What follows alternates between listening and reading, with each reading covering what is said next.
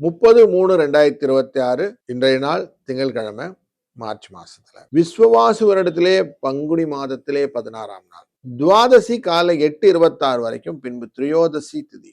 மகம் என்கிற நட்சத்திரம் மாலை 3:47 வரைக்கும் இருக்கும், பின்பு பூரம் நட்சத்திரம். இன்னைக்கு வளர்பிறையிலே தேய்பிறையிலே இந்த இரண்டிலும் திரியோதசி அப்படின்னு வந்துருச்சுன்னா, அந்த சூரியன் மறைய ஈவினிங் ஹவர்ஸ், அங்க பிரதோஷ நேரம்னு சிவனை வழிபடுவோம்.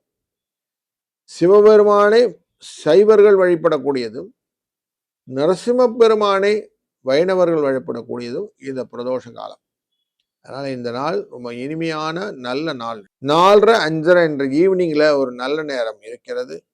7:30 9 ராவகாலமாகவும், 10:30 12 யமகண்டமாகவும், குளிகை நேரம் 1:30 3 இருக்கக்கூடிய இந்த நாளிலே சூலம் கிழக்கு, தயிர் பரிகாரம்.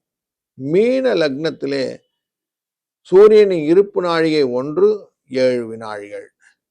6:14 சூரியனின் உதய நேரம். உத்திராடம் மற்றும் திருவோண நட்சத்திரக்காரர்களுக்கு சந்திராஷ்டம் எஃபெக்ட் இருக்கக்கூடிய இந்த நாள். முக்கியமாக இன்னைக்கு சூலம் அப்படிங்கிற நாமயோகம், பவ என்கிற கரணமும் இருக்கு. இந்த சூலம்னாலே மற்றவர்களை இடையூறுகளை களைவது அப்படின்னு வச்சுக்கலாம், கொடுமைகளை களைவது போன்ற விஷயங்கள் இருக்கும். பவன்னா எதையுமே சாதிக்கணும் எண்ணங்கள், வெகுகாலம் நிறுத்தக்கூடிய விஷயங்கள் இதெல்லாம் கொடுக்கும். திரையோதசி திதி சிவனின் வழிபாடும், வைஷ்ணவருக்கு நரசிம்மன் வழிபாடும் சிறந்தது. இன்றைய நாளிலே பூர நட்சத்திரம் என்கிற நட்சத்திரம் மத்தியான வேளையில் வரும். மக நட்சத்திரம் ப்ரொடாமினன்ட்லி ரூல் பண்ணோம். இந்த மகம் அப்படிங்கிற நட்சத்திரத்துல நீங்க செய்யக்கூடிய காரியங்கள்ல முக்கியமா விவசாயம், பயிர் தொழில் பண்றது, ஆயுதங்கள் பயிற்சி பண்றது, வாஸ்து பூஜை பண்றது, கிணறு வெட்டுறது, மாங்கல்யம் செய்யறதுக்கு கொடுக்கறது போன்றவர்கள்லாம் செய்யலாம். மிதுனம் ராசி நண்பர்களே, வரவுக்கான வாய்ப்புகள் இன்னைக்கு நிறைய இருக்கு.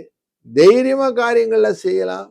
யோசிச்சு அதாவது அப்படி டயத்தை வேஸ்ட் பண்றதா வேணாம். நீங்க டக்கு டக்கு டக்குன்னு ஸ்பான்டேனியஸா பண்ணிட்டே போங்க.